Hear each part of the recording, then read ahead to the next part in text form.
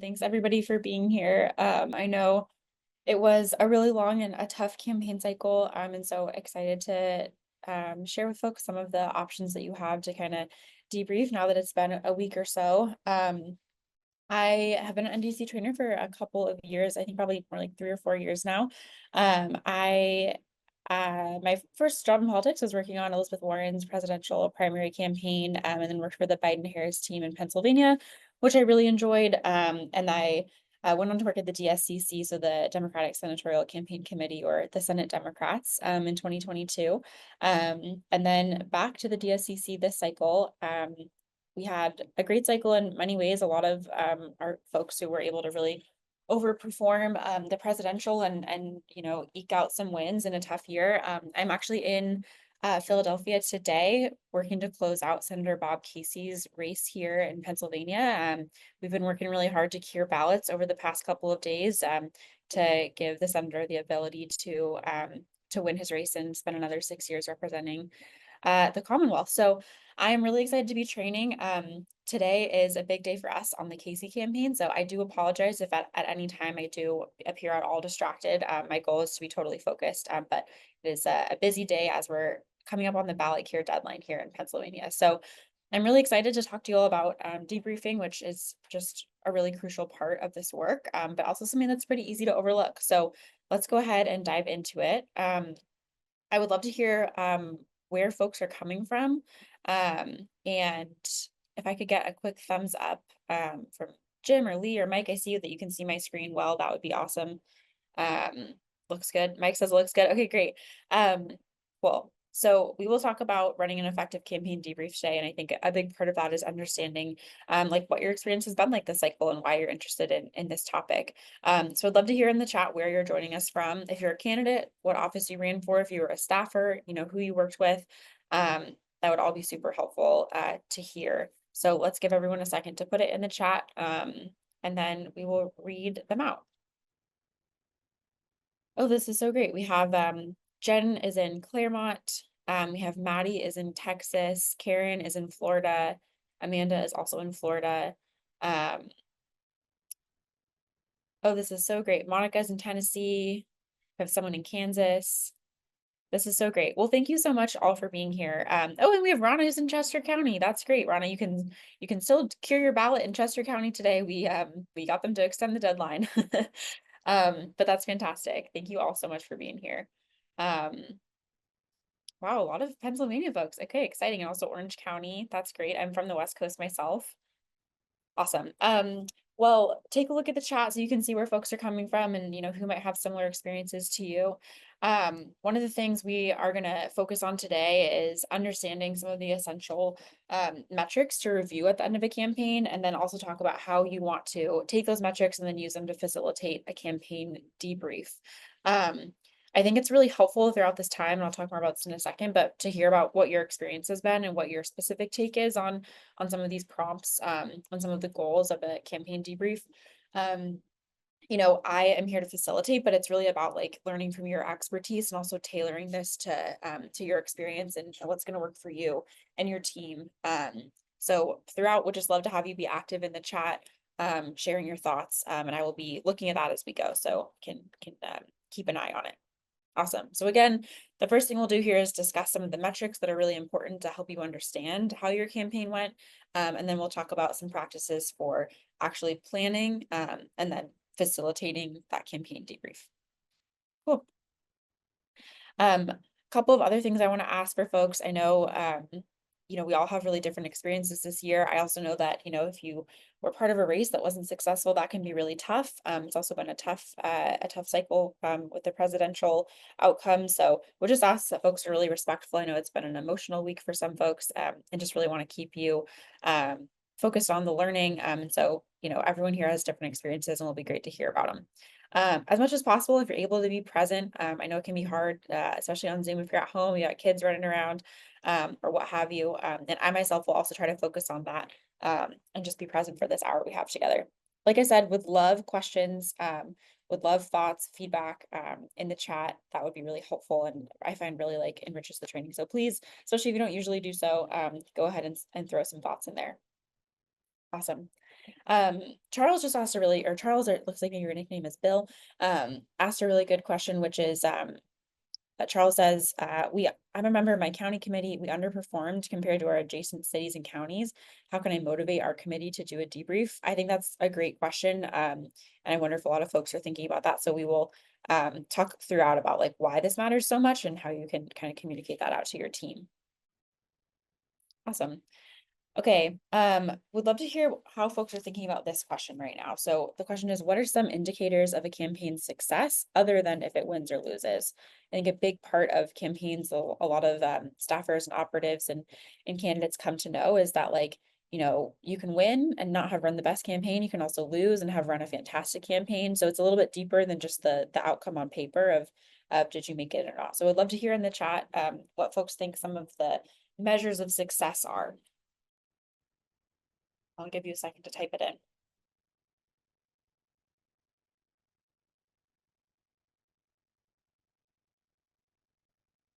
Okay, Mona is with the MDP. I'm not sure which state says increasing volunteer engagement. I think that is really true. That's a really good measure of success. Amanda says turnout. I think that's a huge one. You can have higher turnout and still, win or lose, but voter turnout is a really important metric to understand what your campaign's effect on the electorate was. Rhonda says attracted more volunteers.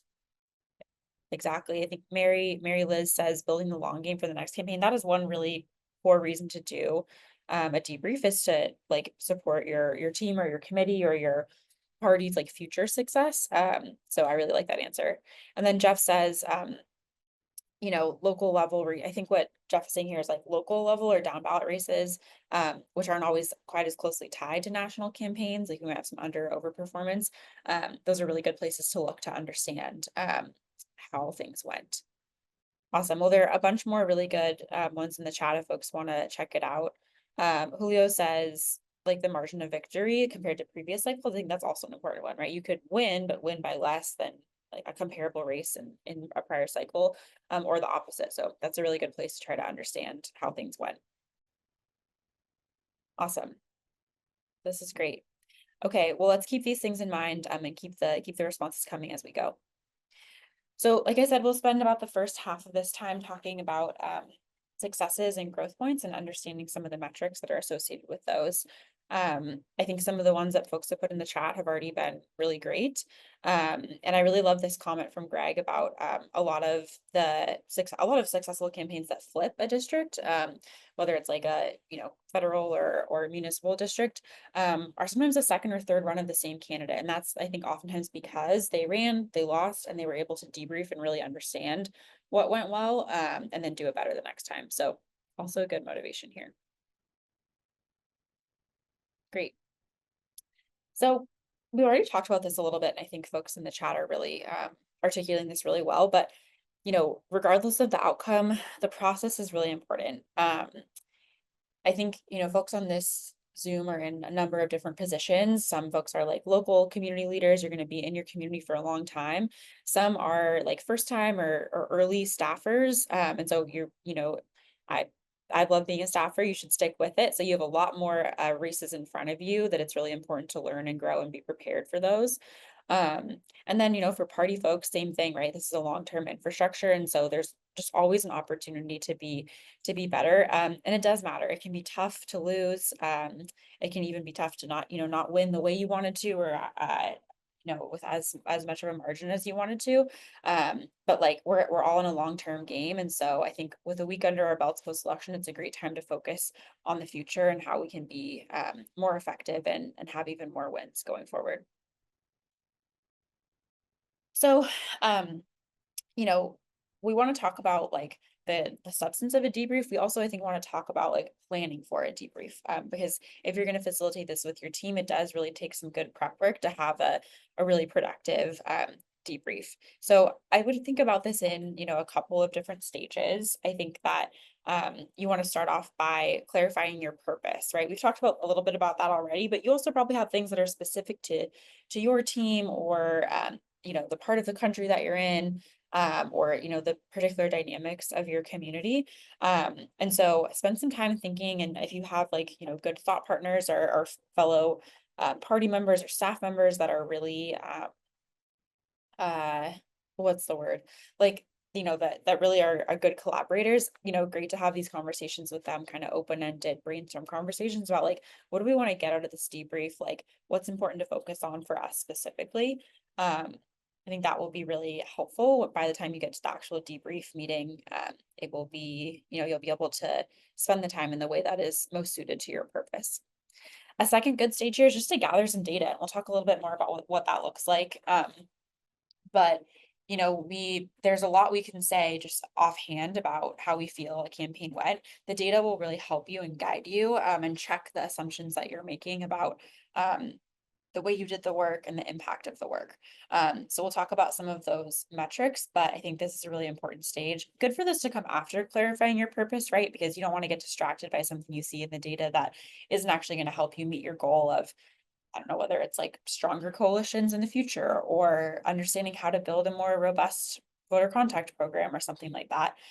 So purpose, and then gather data that you can use to help you meet your purpose. Um, I think spending time with the data prior to like a formal debrief meeting is really important.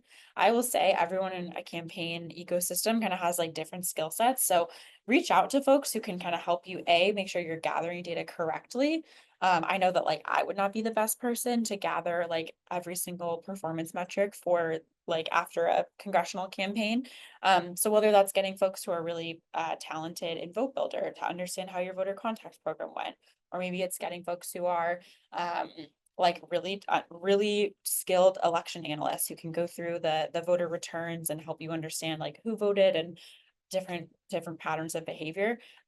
It's good to like bring people in at this stage to help you gather data correctly and then interpret it in a really like smart and focused way.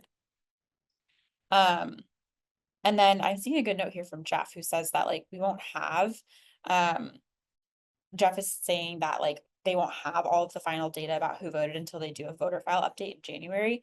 And that like, so a debrief can, with that in mind, kind of be in two stages. One while the campaign is super fresh, and then later when you have like a more complete data set. I think that's a really, really good point. Think about like what's available to us now and what is like most suited to have a full debrief on now. And then like what should we come back to? Particularly when folks are like more well rested and maybe like enjoyed the holidays with their family. I think it's a great idea to kind of have a cadence of two check-ins or two meetings about this. So I appreciate that note, Jeff. Um, and I see Rhonda too. She plussed it up in the chat. So after you've gathered data and spent time digging into it, interpreting it, you'll just want to go ahead and schedule that meeting. And then, think about how you want to conduct it. What's like a good setting where folks are going to feel comfortable? Are you going to be able to provide some food? Can you give an agenda ahead of time? Do you want to kind of do some pre-calls so that people are, prepared for your purpose? People are like bought in on the purpose of the meeting. If there are any topics you think are going to be difficult, you can think about, are there things I want to do to prep people for those and make sure that it's like smooth enough. So I think that's a good time to just be thoughtful and intentional about how you're spending the time. Once you have had the meeting, you're going to want to do some reporting out, right? So you'll do this data interpretation prior to the meeting, but then it's also really helpful to like after everyone has sort of dug through it together and discussed and made it through the agenda, you can kind of summarize and you'll have like a more complete set of findings or takeaways from the campaign. Awesome. So I know we spent a lot of time here on this slide, but I do think it's important to think about this as a process. And especially when we're like a little bit tired after campaigns, it can be good to have these sort of discrete like portions of the work and getting ready for a campaign debrief. Awesome. So a couple of different ways you can think about your debriefing. One thing that can help you get started is thinking about your vote goal, right? Everything we do on a campaign is designed to help us reach a certain amount of votes, which is, what we think we need to do to be able to win. So now you have the chance to look backwards over all of that work and understand like what are all the different types of work and effort that happened, what were all the inputs into the vote goal, and then what was the output, like I said, it's not just did you win or lose, but how did you overperform were you like a local race that overperformed a congressional race in the same district? Did you what was the relationship between your race and like the presidential? So you get to look backwards now and understand like how did your use of resources contribute to the number of votes that you received? Um, we talked about this a lot at NDTC if you've been to other ones of our trainings, but there are kind of three inputs into a campaign. It's time and money and people. And for time, this is a little bit more abstract, right? But it's like, were we able to remain focused? Were we able to do the things that mattered most? Were we able to, ruthlessly prioritize when we needed to? Your time is just so limited. And so this is a good opportunity to look back and think about like, how did we handle that aspect of a campaign? Um, and I think, when it comes to money, right, there's several different fundraising streams, but can also think about that, right? How did we spend? How did that reflect our priorities? And, how can we connect that to the outcome of this race? And, would we make the same decisions again, or would we maybe do it differently? So those are some example kind of open-ended, big picture questions you can start to ask, thinking about how do resources contribute to outcomes here? And then staff, this is a really, I guess just a really interesting one to me, but thinking about what are the decisions that we made around staffing, around our volunteer program, around like our political partners and the time that they offered us. How did we use those folks? And like, do we think that that we know the outcome, like, um, is that what we would do again? A couple of things to think about here, right? If you're thinking about the actual campaign staff, or your party staff or your committee staff or committee chairs, like, how did we structure the staff? How was it designed to have people interact with each other? What was the communication structure and the meeting structure? Who reported to who? Those are all good things to think about because those are things that you can shift up the next time if you feel like you need to switch it up and try something different to have a different outcome. It's a really good place to start thinking about. I'm sure each like individual will have your own opinions here, but it's also a really good thing to kind of do some fact finding and ask other folks on your team like how the staffing or like the people part of this went and what they would do differently or what they struggled with and what they really enjoyed. Um, Staff in particular, if you're working on a team where you have like hired staff, like, these folks are going to probably continue on in the political world for some time. And so it's really good to give them the opportunity to have sort of like an exit interview or a debrief evaluation where you can give them feedback and they can give you feedback. Awesome. So again, this is a really big picture question with a lot of other sort of abstract things in it, but I think we want to generally think about like, to what extent did we use time and money and people well to contribute to the number of votes that we received? Because those are the big picture inputs, and then that's the big picture output is the vote goal. Awesome. Okay. We talked a little bit about this before, and I think folks have put really helpful ideas in the chat here. But we really want to think about what your purpose is. Couple of a couple of kind of like goals you can have for this is understanding one, how like well thought out was your strategy? Do you think your strategy in retrospect was appropriate for what you needed to do and sort of fit the race? Number two, you can think about your progress to your goals. I know a lot of folks in here, I think it's Greg is talking about like a voter contact and volunteer program. Think about like, were we able to reach the goals that we set for ourselves in terms of doors knocked or phone calls made, things like that. Um, you also want to understand like how effective were the tactics that you used. If you decided to really focus on grassroots fundraising, like did that work? When you're in it on a campaign, I think I wonder if you all have experiences, you can just feel so you can have a little bit of that tunnel vision and you're just like making decisions and going and everything can be sort of time sensitive and urgent. So this opportunity to step back and say like, wow, we really focus on grassroots fundraising, but we actually never, like, originally we said we were gonna raise like $60,000 that way. We actually only got to like 35. And so maybe there was a way we should have done that differently, but also maybe that tactic just didn't make sense for this constituency. Maybe we just like isn't a tactic that is well suited to our donor base, for example. So those are the types of questions you want to ask to start to reflect on were the tactics that we used effective for our goals. One other thing here is the effectiveness of like how you adapted, right? In a campaign, ideally you make a plan and then you have to adjust your plan as you go. you probably made some tough decisions in key moments. And so it's a good time now to think about like, are those the pivots that I would have made? Is that, this is the hard choice I made at the time, and what was the outcome of that? I think this can all feel like a little bit vague when I'm thinking about a campaign generally versus your specific campaign, but I would encourage you to like write down some of these questions or take a couple notes, and then you can spend more time on them later and think about how they might apply. These are also really good questions as like a jumping off point if you want to start having conversations with your coworkers or your partners in crime on your local committee, or your fellow, a favorite coworker. These are good questions to just kind of get you started thinking and reflecting on how your race went. Awesome. So again, this is a really important part of getting ready for a debrief is just spending some time kind of in this messy, abstract stuff, thinking about what do you want to know at the end of a debrief process.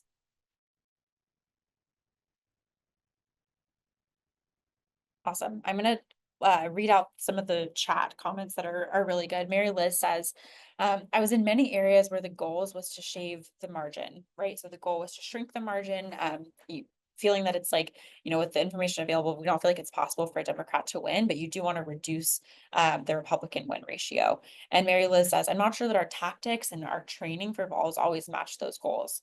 Um, I really like that you said this, Mary Liz, because I think it's just so true. Like when you're in it, it can sort of be hard to realize, but you're speaking to it really clearly. Like sometimes like we're just like making assumptions and doing things the way that we think makes sense without fully making sure that they match like what our goal is.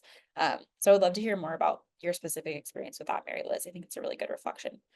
Greg is also saying, let me see, Greg says, we want to work on identifying where things went well, even if we didn't have a plan. For example, it sounds like Greg is saying the fundraising was not super difficult running a statewide well-known person in like a small district. So people across the state just threw money at the campaign. But it sounds like maybe you're saying you didn't actually plan for that. So that's a great thing to realize, right? And maybe the question is like, well, is that just like great and fine? Or if we in the future were to plan even more, could we actually have like even more like, crazy success with fundraising? But that's a really good reflection. Awesome. There are other good questions in here that I will come back to in just a second. So we talked just now sort of abstractly about how we want to understand tactics and success across the different parts of a campaign. Let's just be specific for a second about what those parts are. So I think it's really important to evaluate all parts of your campaign, even if maybe like you have a favorite or there's one that was like you were in charge of it. And so that's where you want to focus your time. The point of a campaign, as I think this graphic kind of shows, is like everything fits together, right? Everything is connected. Ideally, all of your like verticals or departments are all interconnected and they all feed into each other because they all come back to the same core strategic imperatives and the same core goal in your vote goal. So I do want to make sure you spend time thinking about fundraising, even if to Greg's point, you didn't have a fundraising plan. It just kind of happened. Maybe you had a really small budget and so it was fine. But I think still spending time thinking about like, well, what did happen? If we didn't really try, who gave to us? Like, who are these people? Why do we think they came our way? In the future, should we set more aggressive fundraising goals that would enable us to hire more staff or run more ads? Those are good questions to ask, even about parts of the campaign that you didn't focus on while it was happening. Communications, I think this is also really, really positive place to spend your time. Field, certainly. Field is like probably compared to communications, field is a little easier to measure. I think Bill in the chat was talking about like door knock metrics. And I think that like you want to spend that time in field digging into the metrics, but as Bill is kind of speaking to, what you need to understand is like, okay, if you set a goal for um a program output like door knocks, how do we find out if that was effective, right? If we still were not able to win the race, do we think the field program made a measurable difference? So those are things you can dig into with like your thought partners and heading into a debrief. Awesome.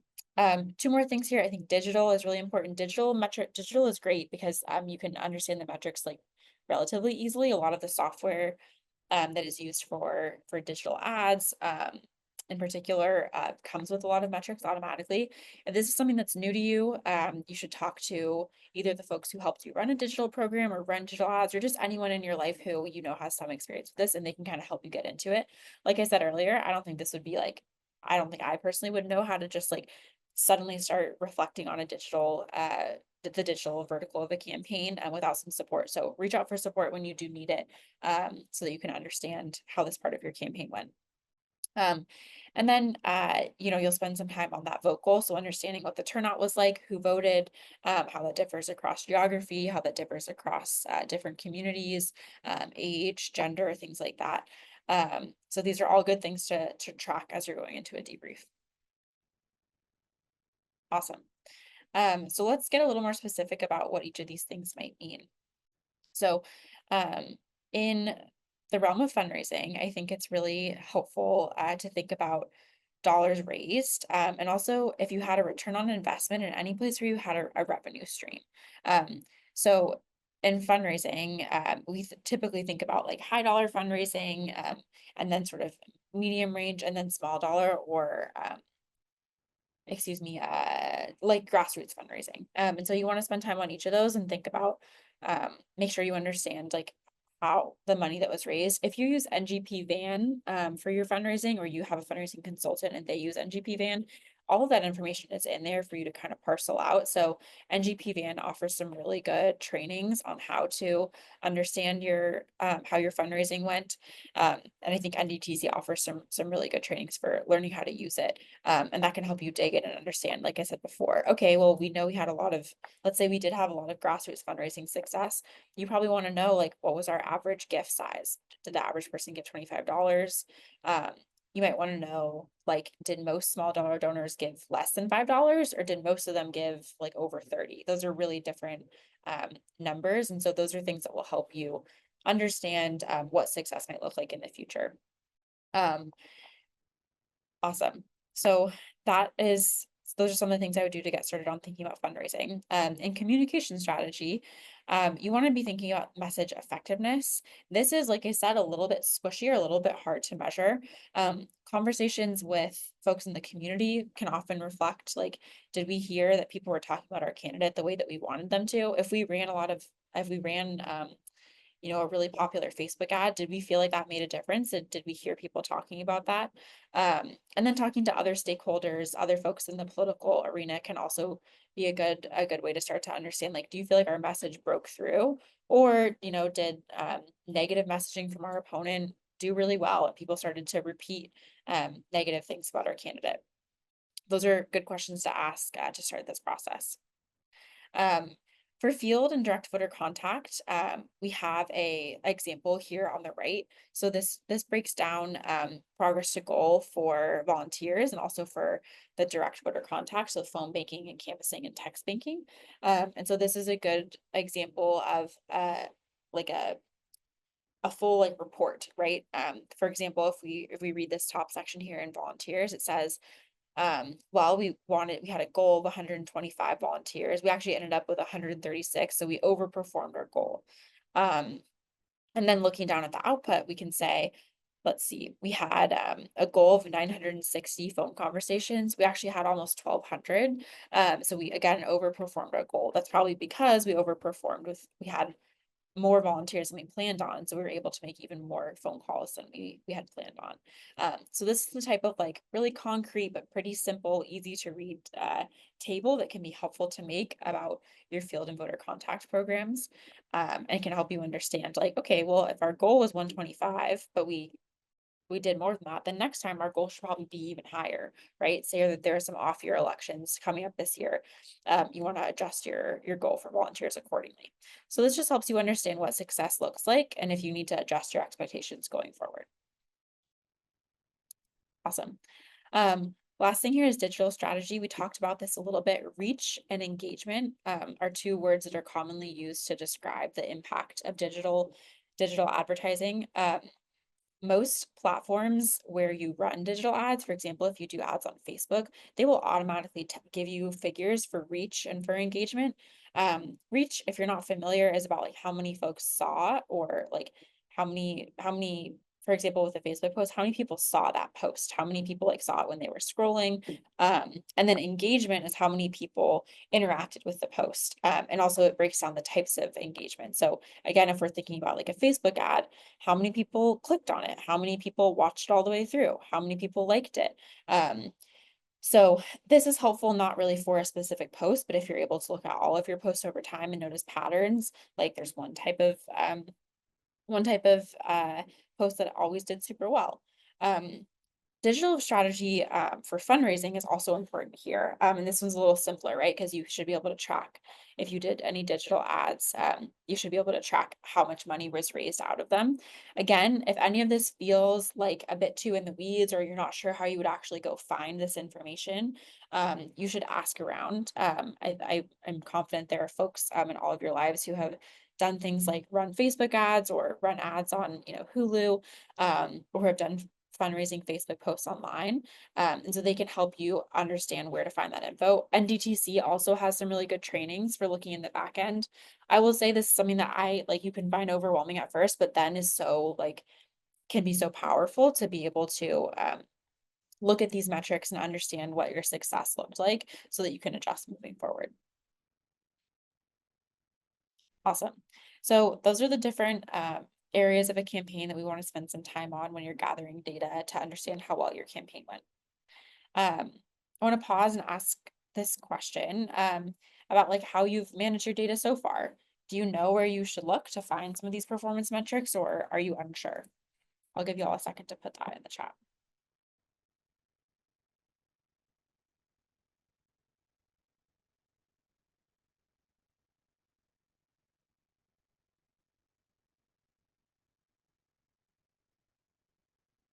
Awesome.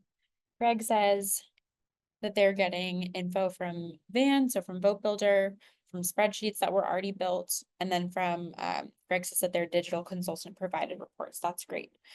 Bev and Carl says unsure where to look. Bev, if you want to put there like what you want to find, that might be helpful for us to point you towards like better understanding where to look. And then Julio says that sounds like you all logged and verified DVC metrics every week. And so now you can kind of sum it up after some quality. Yeah, that sounds perfect, Julio. So if you already have existing reports, especially if you did them just weekly or every couple days, you should put those all in one place so you can identify like the bigger trends. But that all sounds great. And then Christine says, I love this comment, Christine. Christine says, we use Google Sheets and we know we need a better plan next time. I mean, I love a Google Sheet. I think even the biggest campaigns are using Google Sheets, but yeah, it's nice to have multiple tools for sure. Cool. Well, keep putting your questions in here. I know that it can be confusing and overwhelming to know where to look. So this will be helpful for everybody if you put in something that you're confused about. And then Mary Liz says early voting data from counties was critical. Yeah, so thinking about getting the vote counts from the Secretary of State or from your like local municipality will be really helpful.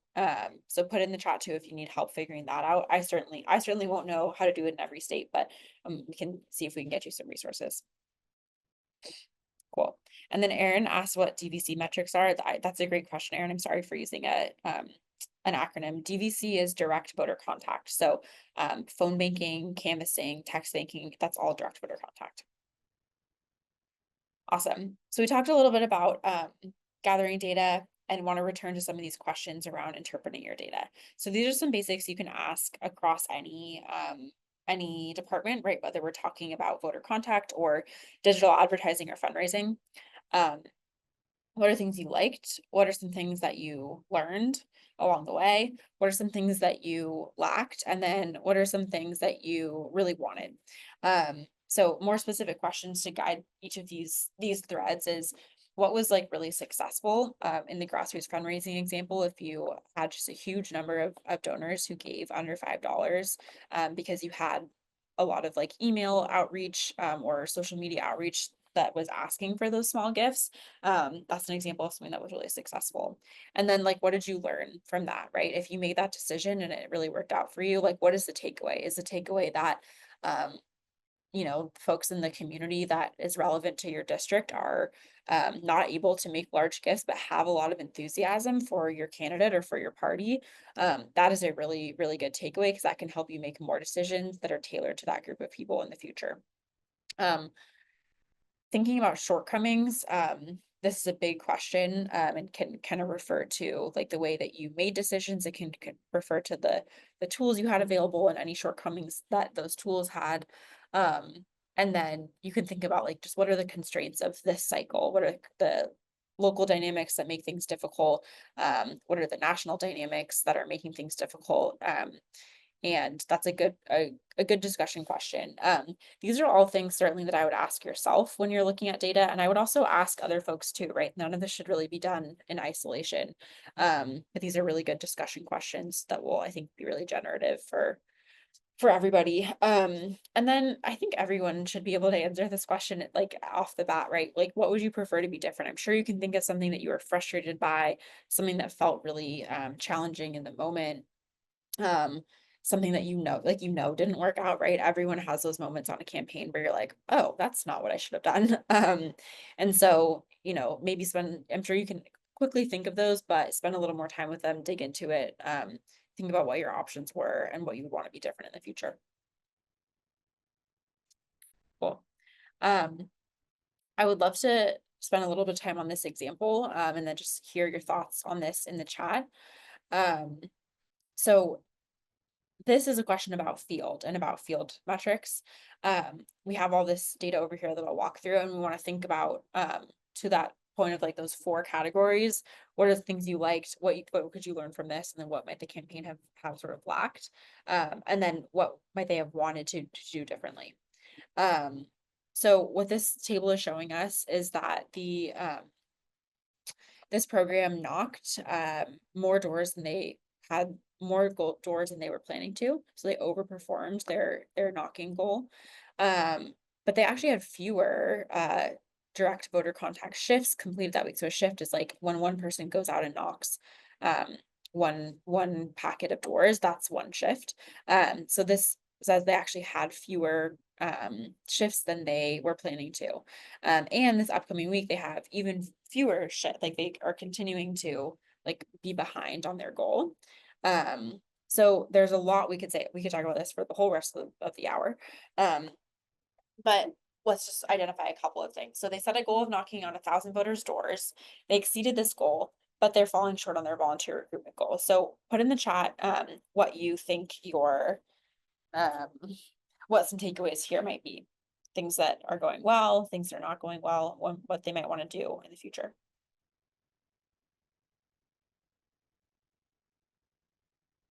So Greg has a good note, which is that Greg is saying these turfs are too big. And so the turf would refer to like the packet, so the group of doors that the volunteer is supposed to knock on. I think, yeah, I could see that. I think also they think it sounds like these volunteers are knocking on more doors per shift than they had planned to. So it only took them 40 shifts, 40 people going out knocking, to complete 1,100 doors, and they thought it would take a lot more. And so I think what that shows me is that they have enthusiasm in their volunteers, or they've been sort of underestimating the enthusiasm of their volunteers. Um, and although I think that's great to have, it's great to have volunteers that are really enthusiastic. What we want to be like in touch with reality with our goals, right? So if we're overperforming a goal, the goal should be higher. And if we're underperforming the shift goal, but we're still reaching the door goal, then the shift goal should be different. I think also some great points are being made in the chat. Greg in Wyoming is saying to be wary of volunteer burnout. I think that's true. If these volunteers are knocking a ton of doors every shift, they might start to get tired. They might start to, they might start to pull back, and you want to keep them being really engaged all the way through your campaign. Tori also says, oh, these are really great, everyone. Tori says that these conversations might be too short. Maybe the volunteer is getting through so many doors because they are they're having really quick conversations, like they're having a quick like identifying their support and then just heading on their way. So these are really good examples. Awesome. I really would encourage everyone to read these in the chat. These are all really good ideas. Awesome. Well, we talked about a lot so far. We talked about planning out this process of debriefing. We talked about some of the metrics, and then we just went through that example. If folks have any questions, please do put them in the chat. I know Damon is looking at them, and I will look at them too. Um, and we will move into the second part of this for our last 20 minutes. Awesome. So now we've thought about a lot about the prepping. Let's talk about planning and leading this debrief meeting. Cool. So it's really important to be intentional. I think really in any meeting, whether it's like a daily meeting with your boss or a quick like unplanned meeting with a volunteer. And in particular for campaign debriefs, like you really want to take this seriously. Um, a couple of categories I would think about here. One is purpose. We've already talked a lot about that. Um, Two is structure, which we can talk a bit more about. And then three is having clear next steps. So all of these pieces go together to create a meeting that is like a really positive use of time that can bring folks together and that will have like a real impact on future campaigns and on the people who are in the meeting. We talked a little bit about purpose of the debrief, and I think everyone identified really good reasons at the beginning to do this. And we want to really think about maintaining that purpose. Like when you're writing your agenda for this meeting, you should always be coming back to the purpose, right? If you write a meeting where you're spending a lot of time on direct voter contact, but you didn't actually have a super big direct voter contact program, and your goal is really to better understand your fundraising, then make sure that your agenda reflects your purpose. And then for structure, I think it's really helpful to think about how you spend the time. Remember that like you're bringing in your staff or your coworkers or your people who you're in community with at the party or something similar. Um, think about like who are these people? Like what would they want to have for lunch that day if it's going to be like a full day meeting? Um, should you bring them some coffee? Is there certain ways that your team likes to communicate? Maybe someone's like a visual learner. You want to make sure you have everything up on the whiteboard. Maybe you want to decide not to have laptops up and just do printed materials. So think about those pieces and how they might contribute to the folks in the meeting being like really engaged and feeling supported and tailoring it to them.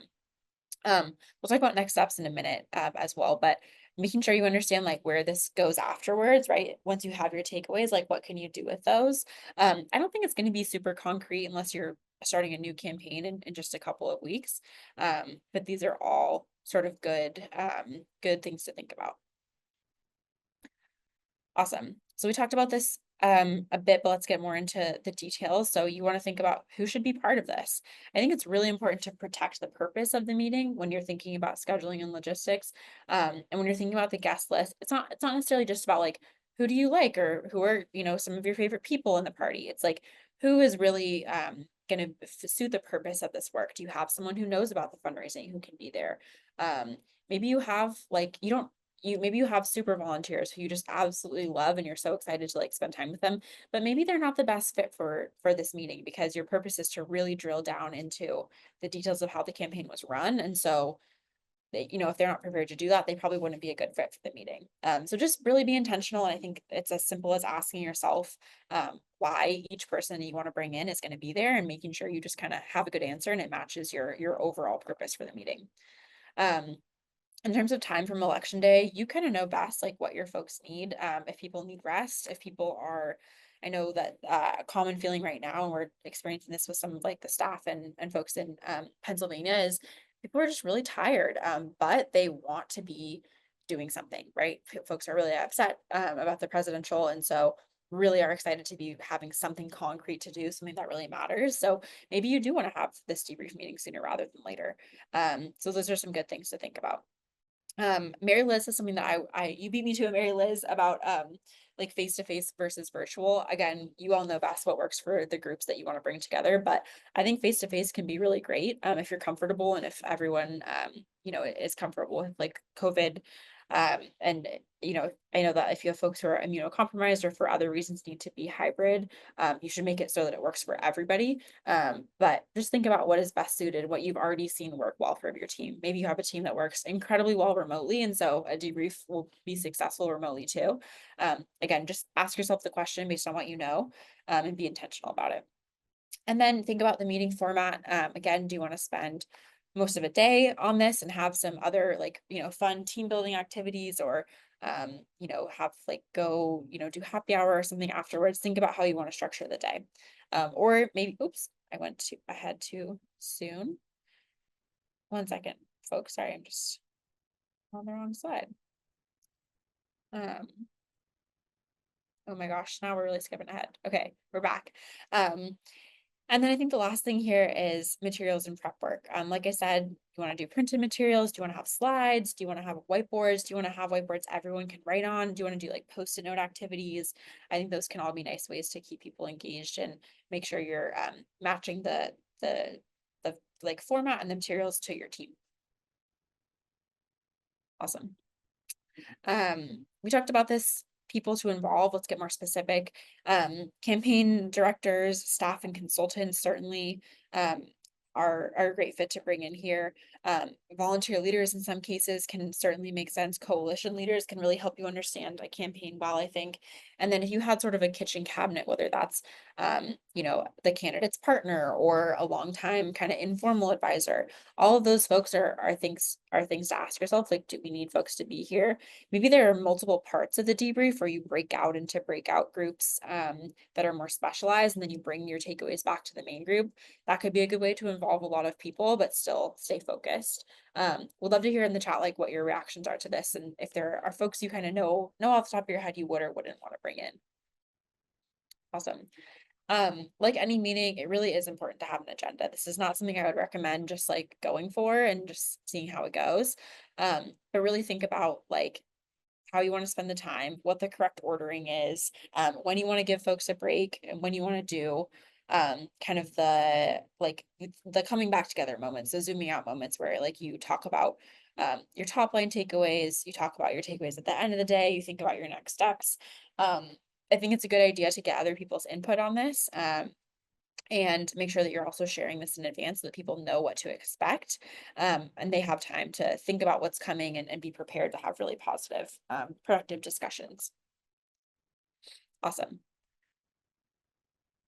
Another thing I would say here that's really helpful is to share responsibility for the meeting. Like it may be the case that you're right now at this training, you're the only one here who's from your staff or your party or committee.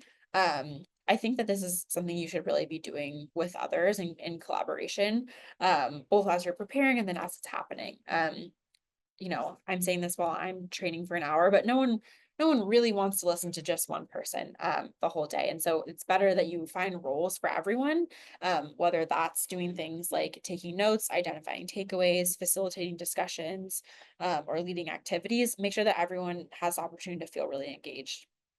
And I think that can include like junior staffers or volunteers too, right? It's not just about like what your formal role is.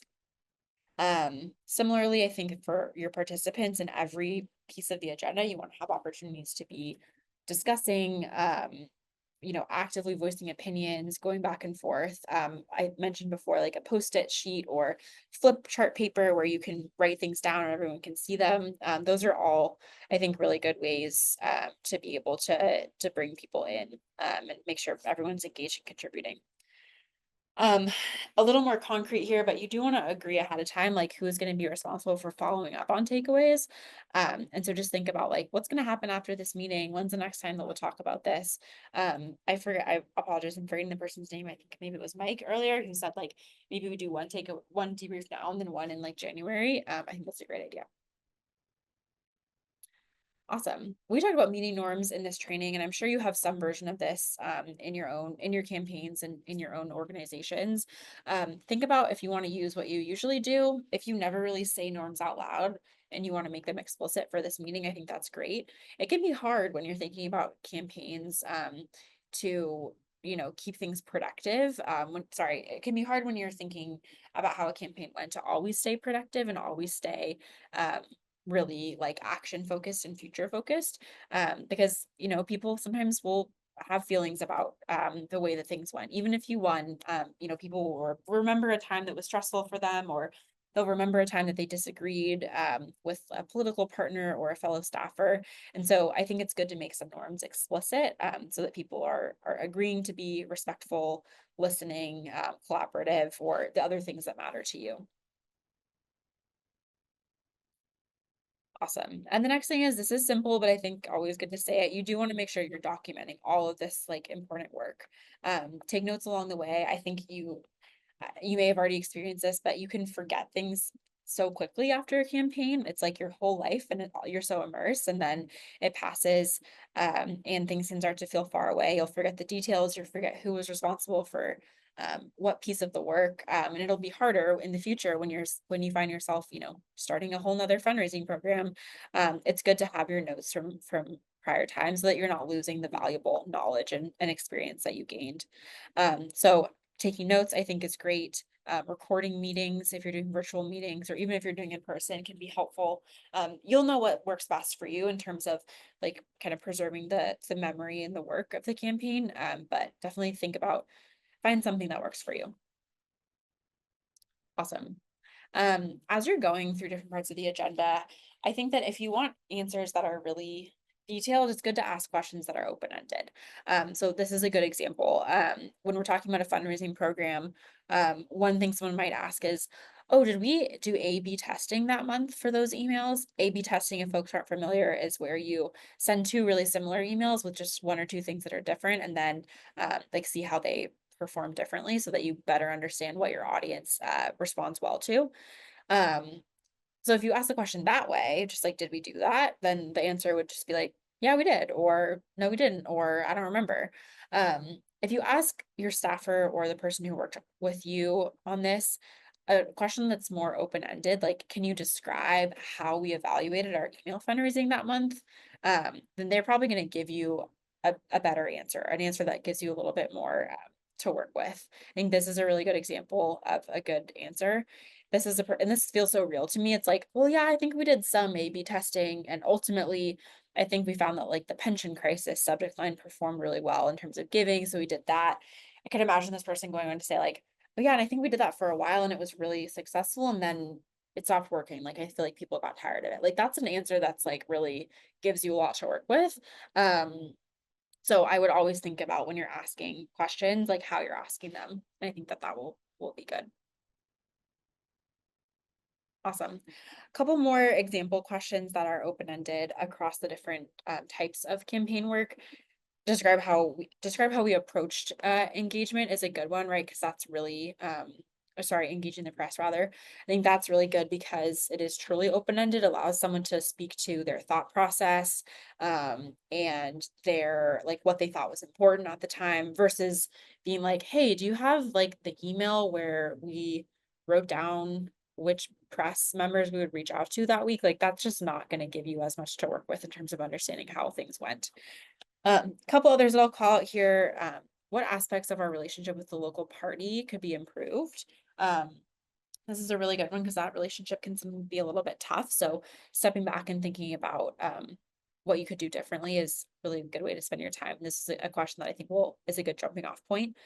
Um, awesome. So these are good questions. Would love to hear more if anyone has examples in the chat, and you should totally write these questions down, and write any of this down as we're going so that you can use it in your own debrief as well. Awesome. Well, we just have a couple more minutes here, so let's just dig into a few more examples. When you're doing notes, this is still using the A/B fundraising example from a minute ago. Um, this is a really good example of the way that you write notes, like, or rather, this is like totally the way that people talk, and then this is like what your notes should reflect, right? So you want to make sure your notes are readable to someone who wasn't at the meeting, and also readable to you in a couple months when you don't remember the meeting or the campaign quite as well as you do right now. I'll give folks a second to look over these example notes.